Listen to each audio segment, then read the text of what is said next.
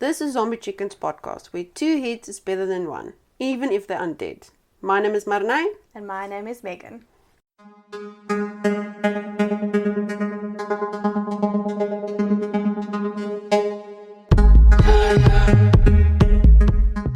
Today marks our first day of the Love and Despair. Yes. Of February. Of February, the month of love. So-called love. So-called love. So today we are going to go through two murder cases. I have done research on one and Marina has done research on another one, and we're going to tell each other about these cases. And both cases involve love. Some sort of love. And both of us don't really know each other's cases, so this will be a very interesting intake to hear the case for the first time. Yes. We do know the name of who we're doing. We just don't know the background of each other's cases. Yes. And then we just need to put a disclaimer there that this is going to be very explicit and very brutal. I mean, mine's femicide, so you can only imagine. Yeah, so we just want to put a disclaimer before we go further ahead. That it will involve murder and will probably have some strong language and so forth. So if you don't like those type of things, you can skip this episode. I think I will begin with my episode. I am doing a case that obviously involves love. Mm-hmm. So I'll start with, the day is February 24th. So it's actually also a case in February 24th, 1986. 29-year-old Sherry Rasmussen was found by her husband after he came back from work in the living room on the floor, murdered. She was severely beaten around the facial area, and she had a lot of defensive wounds on her body. Because she fought back. Yeah. Well, it was, they concluded that she did fight back. Because not just that, the entire room were in shambles. Like there was glasses broken, vases broken, things like that. So you could see there was a struggle inside the house. And she even had, when they did the autopsy, they actually even found a bite mark on her arm. Jesus. Her left forearm, I think it said. Yeah, her left forearm. And they actually found that. But also throughout the autopsy, they actually found out that she was severely beaten in the face. Like to the point where you couldn't even recognize her anymore. And it was actually found in the autopsy that the beating was done by a gun. So it was either from the gun was literally, hilt of the gun was smashed into her face repeatedly. Yes, repeatedly. So it was the muzzle as well as the hilt of the gun was actually used to hit her in the face. And then with that, it was also that the cause of death was actually not from the beating, it was from 3 gunshot wounds that was found on her body, on her chest area. So she was actually, the coroner said that it could have been any one of those 3 shots. 3 shots, yeah. They don't know which one did it. It could have been any one of the 3 shots.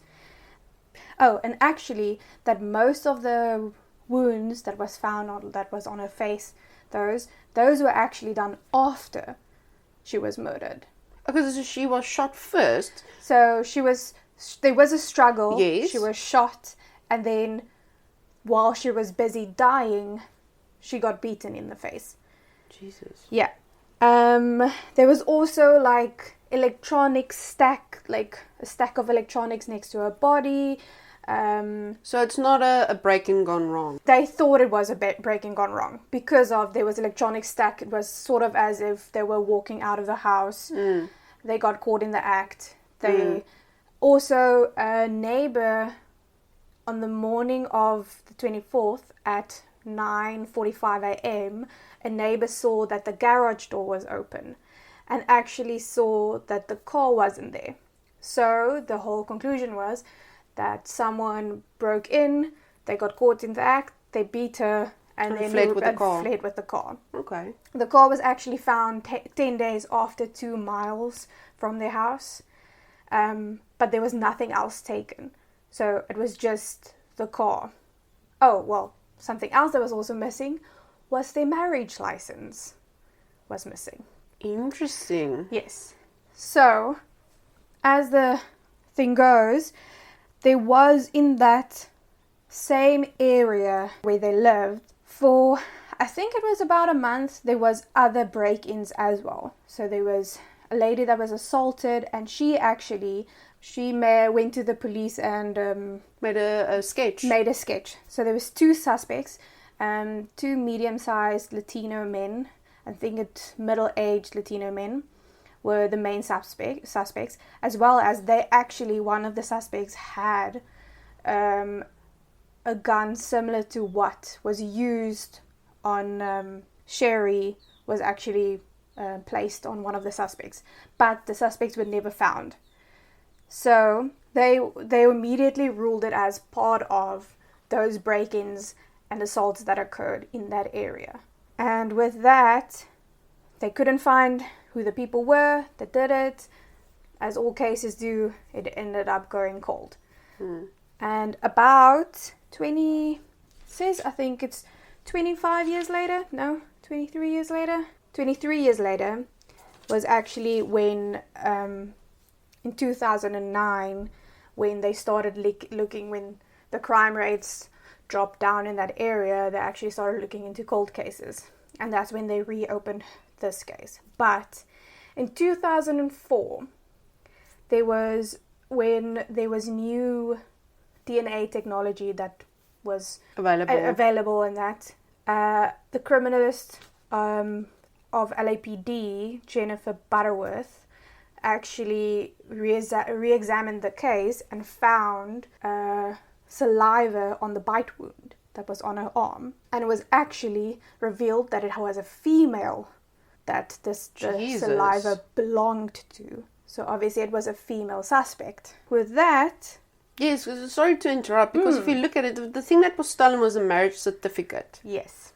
It obviously speaks of infidelity. Yeah. I mean, the brutal nature of it's definitely a crime of passion. Hitting someone in the face, it is a crime of passion. Yeah. Anything that's bodily done, that's not shot with a gun. Okay, she was killed with a gun, but anything that's done with physical effort, it's hate. Yeah. And it's passion. Oh, and I also forgot to mention that there was actually a quilt found at her body, with her body, which indicated that the quilt was used to muffle the gunshots. So it was someone that basically knew that what they were doing. That indicates to that. There was no other person of interest except for a statement that Sherry, the woman that was murdered's father did when they interviewed all of the family. He actually stated that he has been told by Sherry before she died that she believes she's being followed by a certain woman. And the lady's name was Stephanie Lazarus. And Stephanie Lazarus was actually an ex-girlfriend of Sherry's husband. Ah. Yes. Because there was only that other suspect that was in the files. Well, she wasn't a suspect. She was just, her name was mentioned in the files. Jennifer Butterworth, that did the examination, saw that there's that woman and made the conclusion it should be her saliva. Yeah. So she went to the police office and found out that Stephanie Lazarus is actually part of the LAPD. Oh, Jesus. She got thrown out, said no, nothing to do with the case. It got left and no one investigated further. Only in 2009, 2 detectives actually reopened the case. There were brand new eyes to the case, and they started the case without the possibility of it being burglary gone wrong. They started out with saying, no, that theory doesn't work. It feels like the whole area was staged. It doesn't feel like it was actually part of that burglaries that happened. The only other suspect was Stephanie that they saw was mentioned. And again, she was a police officer, so it wasn't something easily investigated. Yes, it's normally a very difficult case to infiltrate or and to also investigate the police themselves. That whole thing where you shouldn't investigate your fellow colleague and all that. So how actually John and Stephanie's relationship started, they met because they lived in the same dorm in college. Oh. And they started dating in college on and off. It was stated that it wasn't necessarily a relationship. It's more like just, it's a fucking go. Basically. So I think obviously she also apparently there was red flags with her at that time already, because she would take pictures of John naked pictures of John while he's asleep. Yes. Okay. With that, they dated on and off the whole of college, and then when college ended, they broke up. 2 years later, on John's 25th birthday party, 25th, Stephanie threw him a surprise birthday party and found out that he was actually in a serious relationship with Sherry. And at that point, they actually got engaged. So he was in a really serious relationship.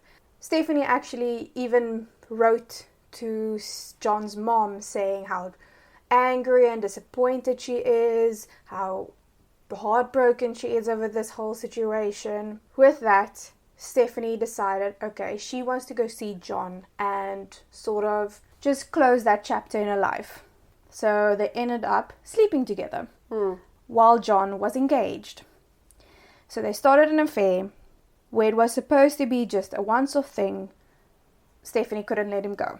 So she ended going back to them. To not just John. She would go visit John and Sherry, which obviously made Sherry really uncomfortable because she knew their history. She obviously didn't know that she was cheated on, but she knew the history of when they were in college, that they had a thing. Stephanie actually showed up at Sherry's workplace, which Sherry was a nurse, and she showed up at her workplace saying, John and I aren't through. If I can't have him, no one can. Like all those things. Yeah, so she wasn't necessarily over him at all. So on this day, actually, on the 24th of February, they were already married. So they were married for about 3 months. And obviously this really upset Stephanie. On the day of the 24th, John went to work as usual. Sherry was supposed to go into work, but she called in sick when, like I said, Stephanie actually stalked Sherry and actually followed her around. At one point, when Sherry and John went out of the apartment to go somewhere, she could actually see Stephanie standing outside in a uniform and just watching them. Yeah. So she obviously tried to intimidate her and all that. That day of the 24th, it is said that Stephanie saw that she was alone, confronted her, and then obviously... one thing led to another. Yes. But Stephanie actually, like I said, it was 23 years after the whole thing. And they had to go about this case, like, not secretly, but they had to use different tactics because at that time, she was in the force for about 25 years already. Yeah, that's so she was a veteran. Yeah. And she was a senior detective already. So she worked herself up in the police. She was actually the lead detective regarding art-related crimes in Los Angeles. So she was quite... renowned. Yeah, in her area and her expertise. So it wasn't that easy to just... Also, she was married to a police officer in the LAPD. So she eventually married and all that. She also did a lot of things that made her stand out. So she did a lot for the police station. So she built a reputation for herself.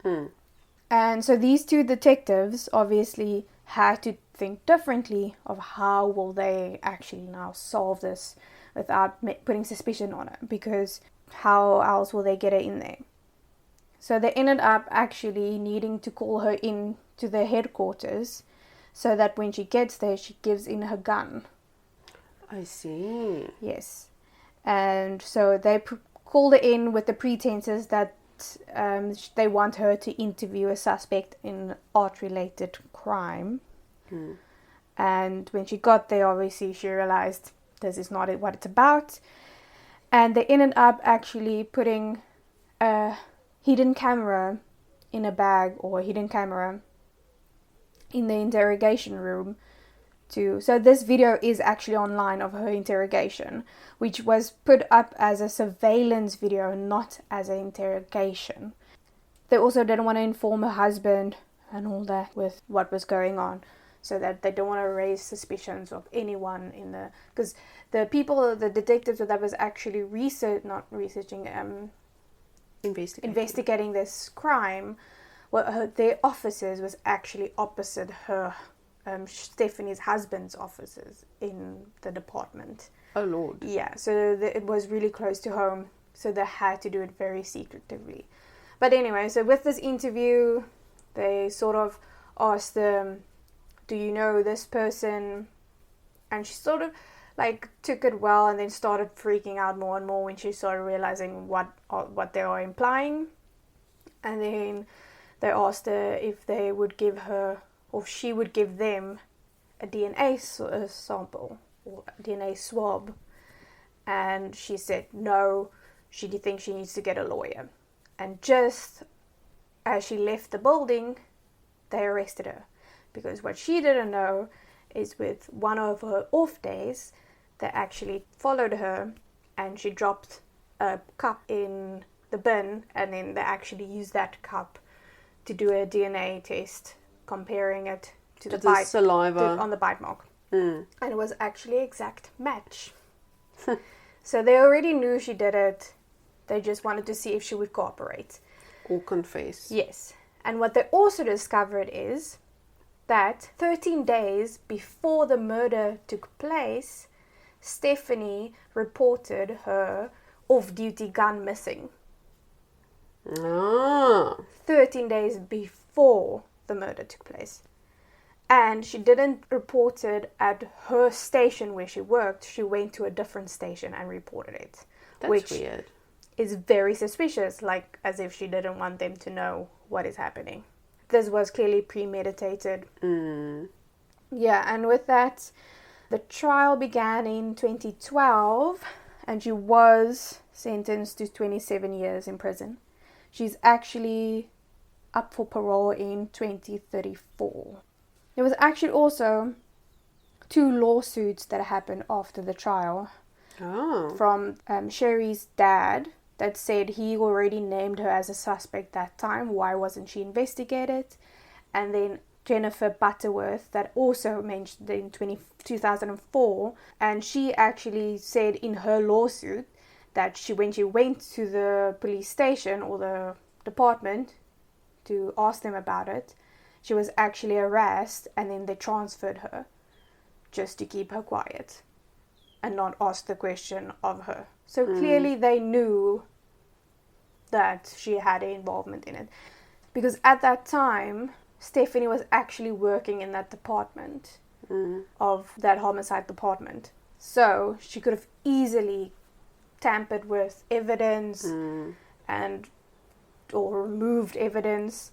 So it was suspected that she might have been a suspect at that time, but because of lack of evidence that might have been removed, they couldn't actually name her as a suspect. But it just shows like how the cops they probably knew that she had involvement in it. They just turned a blind eye. And not just that, I think it's also to keep it quiet, because if something like that explodes, it's going to be a massive fire. Exactly. We know already here in South Africa we have corruption like there's no fucking tomorrow. Yeah. There's corruption everywhere. But in a place where you believe where the police is supposed to keep you safe, exactly, where they do the murders, and it's a homicide detective that's keeping her homicidal tendencies quiet, it's unheard of. Yeah, at that time she was still just a police officer. So when she got detective, she moved to the art crime and that. But yeah, like, her involvement clearly was very... Because there wasn't really other suspects they could look at, she was the only one that was mentioned. They should have done a thorough search, even if it was a police officer. Yeah, exactly. But yeah, and especially if you look at the history she had with John, where they were on and off, and they actually had, like I said, that they actually slept together while he was engaged to Sherry. They also dated for a bit after Sherry's murder. Oh, shit. Yeah. Clearly, she got what she wanted in the end, but then they ultimately broke up and she remarried. And yeah. So, it is very interesting to think that you can go 23 years without even so much as they caring that you're a suspect if you're a police officer in that type of case. But yeah, so... But Sherry actually had the suspicion that she was in danger because she felt like she was being followed and stalked, which she was by. Yeah. But she told her parents, but no one else really cared or bothered. I think with this story, what we can take home today is that if you feel threatened, tell someone. Tell more than one person. Tell more than one person, definitely, because that might be like just that turning point of who a suspect might be. Exactly. I mean, we can't really talk now, but I mean, if she told her husband, she was being followed. Yeah, which I couldn't find out if she did tell John. You probably should tell him, listen here, this ex-bitch of yours is following me. Yeah, I don't know. There's nowhere that it was said that she told John. I know she told her parents and some of her friends that didn't like Stephanie at all, but I don't know if she actually told John, and maybe she did and he just didn't care. Yeah, just sort of blew because it he off. was like, oh, it's fine, she's just a bit weird. No, that bitch be cray. But she clearly actually planned it because of the whole 13 days before the murder. No, that's clearly premeditated. Yeah, that's clearly. very premeditated. Yeah. And the fact that, what I can gather from the crime scene is, not a lot of evidence besides the bite mark. There's no physical evidence of her besides the bite mark. I think if she didn't bite her, she would have gotten away with it completely. Yeah. Clearly, she would have, because that was the only DNA evidence there was. Because there's no gun. There's only a bullet, but no gun. Exactly, and there was, like I said, no other evidence at all except for that. And they thought it was the burglary, but because the detective or the criminalist in 2004 saw that it should be actually a female suspect, and then in 2009 when they opened the case again, they realized this can't be it. And also, like they said, it looked staged. So she clearly went through the trouble of staging the crime scene to look like it was part of the break-ins. And because she is from that part... Yeah, she knows. She knows that there was break-ins in that area. And it completely fell into that where they didn't even look further. Yeah, where it went cold. I mean, which she hoped it would. It would, definitely. Shit. Yeah, that was my case of Stephanie Lazarus. It's quite an interesting one. Now, mine's a bit different from yours. So, mine's about Robert William Fisher. Okay. I didn't really know this case myself. I found it by accident while trying to check out a couple of YouTube videos of the initial one that I wanted to do, which I will keep quiet in any case. Yeah. And after I watched the YouTube episode, I just realized, oh my god, I need to do this one. This one is so good.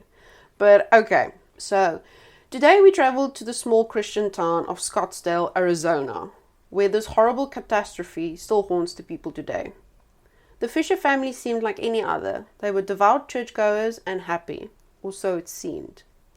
April the 10th, 2001 was the beginning of a notorious piece of Arizona history. It was 8:30 in the morning.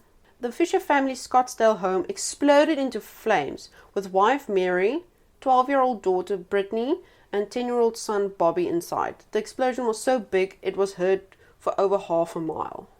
It was really big. I mean, I saw the footage. It's a massive fire. I mean, the flames were about 6 meters high, which I think is about 20 feet high.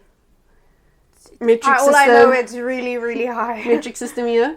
Anyway, Detective T.J. Duran was one of the lead detectives on the case and instantly found something was very wrong. A natural gas line had been cut. An accelerant spread throughout the house and over the 3 bodies to cause the explosion. Mary's Toyota 4Runner was missing and Robert was nowhere to be found. Further investigation showed that Mary, Brittany and Bobby was dead before the fire. Yeah. Okay.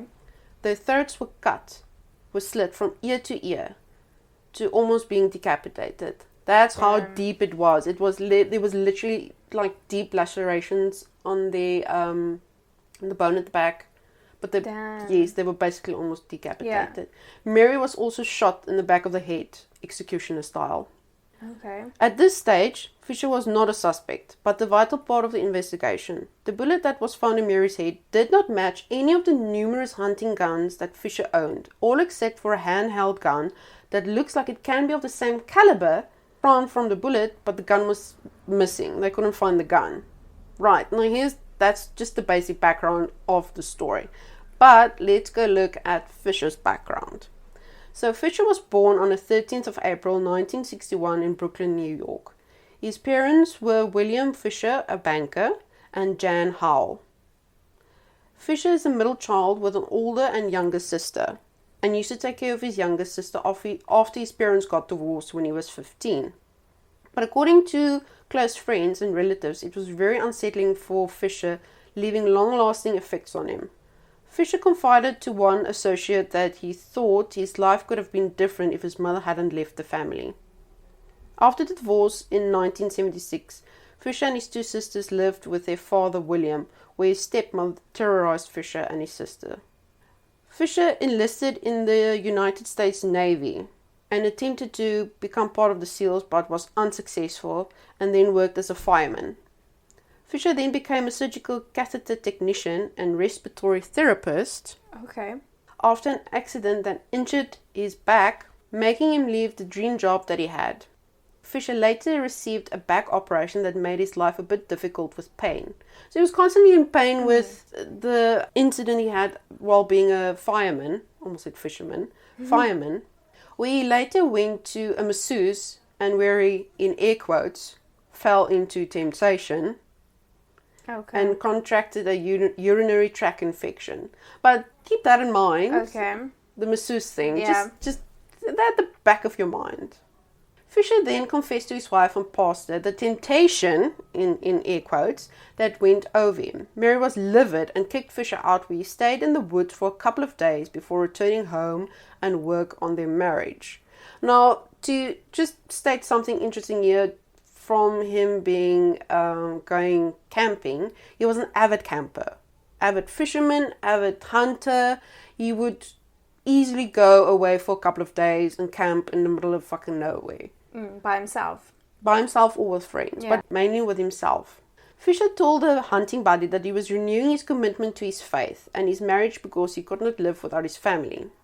He hinted he would consider suicide before divorce. Okay. So again, keep a pin in that. Remember that. An old neighbor described Fisher as an odd person that was always slow in answering questions, as if he was calculating every word he said. So he was a very calculated person. I mean, we'll later learn that he's not a stupid person. Yeah. I mean, this guy was a respiratory technician, which is, it's not everyone can do that. But anyway, the neighbor also mentioned that whenever there was a row at the house, you would always hear Mary screaming and not Fisher, which was quite weird. They said that, you would always hear her screaming, saying that, you're worthless, I could have done better, we should get a divorce. And then that's when Fisher would take all his shit, his dog, and go camp for a couple of days before returning. So he would never raise his voice and yell? No, and so far as what I can conclude, he never really physically harmed his kids or his wife. Never physically. But again, Fisher was not stupid. Yeah. He was good with money. He had college funds for both of his kids. Mary's Toyota 4Runner was paid off, and they had assets. So, I mean... So he was quite responsible with his money. Yes, he was responsible with his money. I think they were basically almost starting to pay off their home, stuff like that. A friend of Mary mentioned that, they looked happy, but Fisher was controlling. And Mary was not allowed to change any decor in the house without his permission. Okay, that's strange, because usually... Yeah, I mean, even if it's children's drawings, I mean, she has to get his permission to put it on the wall. Yeah. What? He was a very controlling man. Fisher's mother, Jan Howell, told investigators that she had been a yes sir wife and didn't stand up to her husband. She added that she saw similar dynamics early in her son's marriage to Mary and talked to her daughter-in-law about her concerns. I mean, so Mary also had, problems with Fisher because, I mean, she, like I said, she wasn't allowed to change anything in the house. Yeah. They were allowed to have deer heads in the house, but nothing pretty. But in any case... Okay. His mother-in-law, Jenny Cooper, told investigators that Fisher didn't socialize often with family because of a fear of getting too close to people and losing them. So that's another pin that we need to remember. It was also noted that Fisher loved his dog more than his family. That's never a good sign. No. But it's a beautiful dog. It's a black Labrador called Blue. Ooh.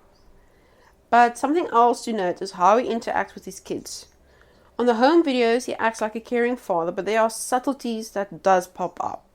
Like, I've watched a couple of the home videos. It's your normal, dad type of videos where he's either, swimming with the kids or, he's playing with them, singing with them. But there are, like, really weird subtleties where his, I want to say, is not aggression, but his overpowering masculinity does come out. Okay. Like there's a specific one where he is cradling Bobby, that's his youngest son, in his arms, and he asks Mary, "What are you taking pictures of? Put that thing off." And it's like, "You," and he makes like a motion like, to cut it off. Yeah. And or you can hear Mary in the background saying it's for Bobby's first Thanksgiving because Bobby was 2 months old or something like that. Okay. And then further, he also tells Brittany, to show her dress, turn around again, smile pretty, shit like that. Okay. Now going back to the crime scene again. Mm. On the previous day of the killing, which is on the 9th of April, 2001, Fisher reportedly replaced all the insulation in the attic and the oil of his truck. Fisher also took Brittany to a church event that evening. And the same goes for Mary. She took Bobby to one of those weird kid hunting events and such. But something changed because that night around 10:30, a neighbor reported hearing a loud argument approximately 10 hours before the house blew up in an explosion. It was the type of argument neighbors say would make Fisher pack his things and leave for a few days. But he didn't. Okay, yeah. It is estimated that Brittany and Bobby was killed first as not to arouse Mary. Because they were obviously sleeping by then. Leaving her for lost since she would be more difficult and could potentially fight back. The broken natural gas line was done after the family was killed. Robert then placed a lit candle in the hall as to wait for the gas to build up before exploding, giving him a 10-hour head start. So he calculated everything. Calculate is a very difficult thing to say because I say it's not premeditated, and you'll know why as we go along. Okay. But remember, he was a firefighter. Yeah, so he knows. He knows a thing or two, but the fact that he did that, he should have known that not all the evidence will be gone. Yeah. They found ATM photos of Fisher withdrawing $280. That's about 4,200 rand. Not in today's money and back then money. It's just quite a lot. And Mary's 4Runner in the background. The problem with $280 is that it's not enough to sustain a life on the run. Yeah, no. It won't last. But he withdrew the max amount that he could because they had a max limit that they could withdraw from their account, joint account. The everyday. Yes. This also indicates that the murder was not premeditated. Otherwise, he would have had a stash of money, or would have withdrawn more if he could. I don't know, in a case like that. But on April the 20th, the last physical evidence of Fisher's whereabouts surfaced when police found Mary's Toyota 4Runner and their dog, Blue, in Tonto National Forest near the town of Young, Arizona. That's 100 miles north of Scottsdale. Although police searched the area around the car, it has been alleged that they did not search the nearby network of caves sufficiently. Several professional cavers were suggested that Fisher used these as a hiding place before either escaping, killing himself, or dying from low oxygen. But the problem with that is that he knows that area at the back of his hand. Yeah. And not only that, but in that area there's approximately around 30 caves in a quarter of a mile radius. That's about 400 meters. That's a lot. That is a lot. And they don't know how deep it goes because it goes very deep.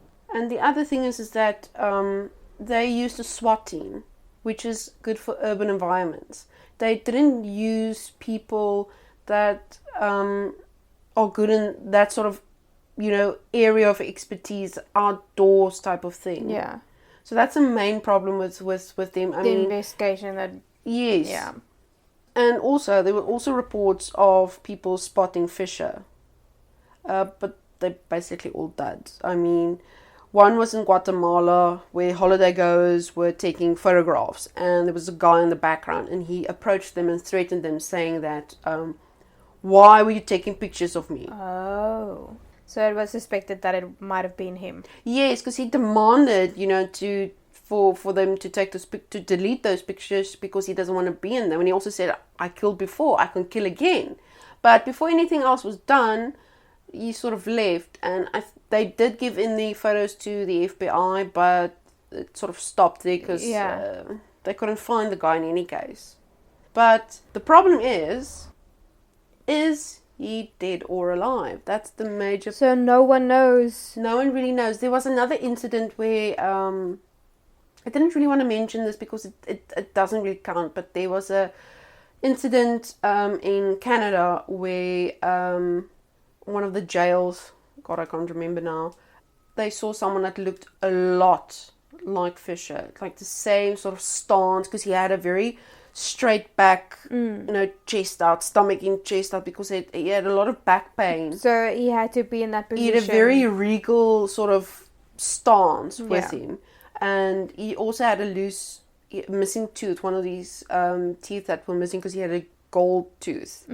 Long story short, they got one of his old neighbors to sort of come in to investigate. Oh, and to identify. Yes, to identify me. He said it was him. But when they did like DNA testing or fingerprints, when they did fingerprints, it wasn't him. It wasn't him.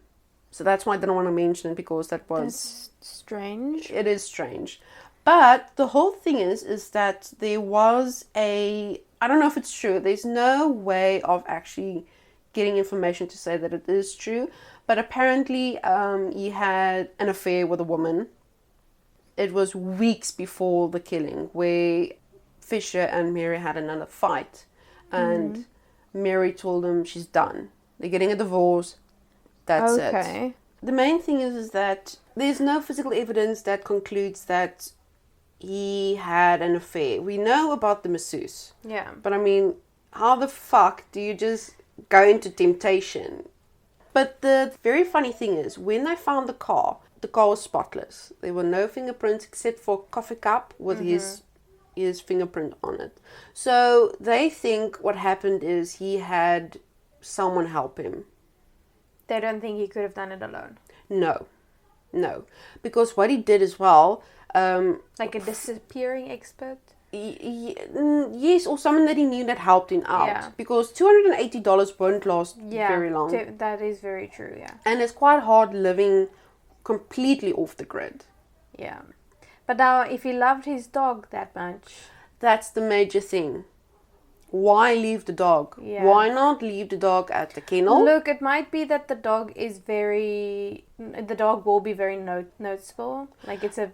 Yes, that's the main thing as well. Distinctive dog. And also, something I didn't mention is that the dog made a bed underneath the car. So he was there for a while then. About a day or so, they assume, Yeah. more or less, because the set of the car that they got, it was spotless. There weren't pine needles Or anything.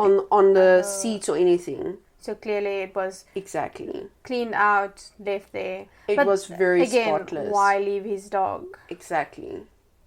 Why leave it in the wilderness where it might not even fend for itself? Because how would he have known that people would find the car and the dog? Well, it's not that far off the road, the car. So it is noticeable from the road. Yeah, they saw the car. Okay. So what he did was he stopped, pushed in the side mirrors, pushed them in like if you were to go into a very narrow alleyway or narrow garage or Yeah. anything like that. And everything was, all the windows were rolled up, I think, if I remember. But it was completely clean. And the dog was actually outside the car, not inside the car. Not inside the car. And they found human dung on the side. Human? Yeah, human excrement next to the car. Like a final fuck you, Mary. But it's a very interesting case because this guy is really off his knockers. I mean, some of his hunting buddies said that once they were hunting elk Yeah. in that region and they were busy gutting it, and he was literally taking the blood and smearing it all over himself. Yeah. Now, I didn't find that weird because in most, I want to say, instances, like for instance, the first time my brother shot something, your first kill, you usually it's a sort of a traditional, how can you say, hunting it's thing. a hunting tradition where you, with your first kill, You cover yourself. yourself. Yeah, but that's not the first incident where he did something weird. There was another incident where they were out fishing and there were people across from the lake from them that were fishing as well. And they just saw Fisher disappear. And the next moment when they saw him again, he was swimming to them with a hunting knife in his teeth. Okay. Don't know what happened because There was no report or... no one reported anything, and none of his friends actually said anything else from it. But clearly, this guy is not lekker. But again, going back to the dog, I'm just stuck on the dog. With the dog, I know. why would the dog stay there? This is my thought, my initial thought. It's a very well trained dog. Look, even if it's a well-trained dog, if the dog has been there for a day or more, he would eventually get up and go look for his... Because Yes. a dog can't understand, stay here till someone Yes. gets you. That's the one thing that sort of... Because a dog can understand stay, but they'll stay for a limited time. But that's what Either- they said. That's why they said it wasn't that long, because they think it was about 24 hours when they found the car. So it wasn't that long. Because he had the dog True. with him before he left the car. Yeah. That's the one thing. Now the major problem is no one really knows. No one knows where he is. And the 'Cause- thing is, if you plan to live off the grid, why not take your dog with you? Because if you live off the grid, no one will see you. Yes, that's what one of the investigators said as well. He also said that, the problem with the dog is, you can keep it as a companion and someone to alert you when someone is close by, but then you're going to give away your hiding spot, if that makes sense. True, I get that. And the thing is, this is really not premeditated. Yeah. It's not. I mean, and if he did commit suicide, why did he pack his clothes? Because he packed his clothes. And why go commit suicide there and not in the house while the house is burning? Exactly. True. So there's so many different aspects of this. There's so many loose ends, open questions where you don't really know what actually happened. So they still haven't found No. any evidence of him. No.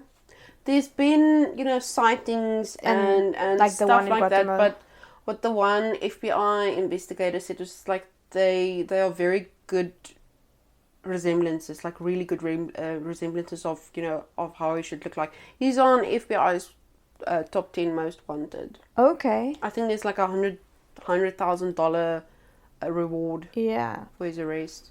And how likely is it that it was him that did it? Obviously, he went missing. I mean, The thing that made is there any evidence except for him going missing that it was him? I think it's the way he killed his kids. Just the way it was it was someone in the middle of the night that did it. Meaning, and if you think about it as well, I mean, this is a guy with military background that goes hunting. Mm-hmm. It's someone that knows how to kill. Yeah, definitely. And again, I would go back to saying that anything that's physical, that is usually passion. That's a crime of passion. Usually meant for someone you know. Exactly. I mean, yes, he shot his wife, but that was an overkill. It's a mantra saying "fuck you, bitch." Yeah, but it's also a way of just doing it quickly and not struggling. No, they think she was shot afterwards. What do you mean? Her throat was cut as well, and then she was shot in the head. Yeah, but maybe. But just there's maybe no way of saying finally. that she was shot first and then her throat was cut. Yeah. There's no way of saying. No, because, there was with the fire there was extensive damage. So you can't even see if there was any self-defense wounds. Or anything like that, if she fought back. Exactly, you can't see. Okay. Damn. Okay. That was a story. An interesting story, which we now have a solved and an unsolved case. Both murders we have spoke about today. We will leave all the sources and all those things where we found out the stories from. We'll leave it in our show notes. If any of you want to go watch the YouTube videos about it, yes. Okay, so yeah, we will leave all the information in the show notes of this episode. Next week's episode, we will be doing more of a light-hearted part of the love series. Yeah, nothing as dreary as this. Yes, we will be doing relationship tips from someone in a relationship and relationship tips from a single person. So we'll be doing that next week, so stay tuned for that. So if you don't like the more murder cases, despair cases, next episode will be better for you. Yeah, definitely. But thank you for listening. Oh, we need to also mention that we do have a Patreon. Yes, if you want to support us, Basic Bitch, which is just for bread, literally, just for bread. Because $1 is actually quite a lot in rands, if you don't know. Go check it out. So yeah, we start from $1.50 to $20. But any support will be appreciated. And just keep on listening. And also follow us on our social medias. Yes. Okay, cheers for ears. Cheers for ears.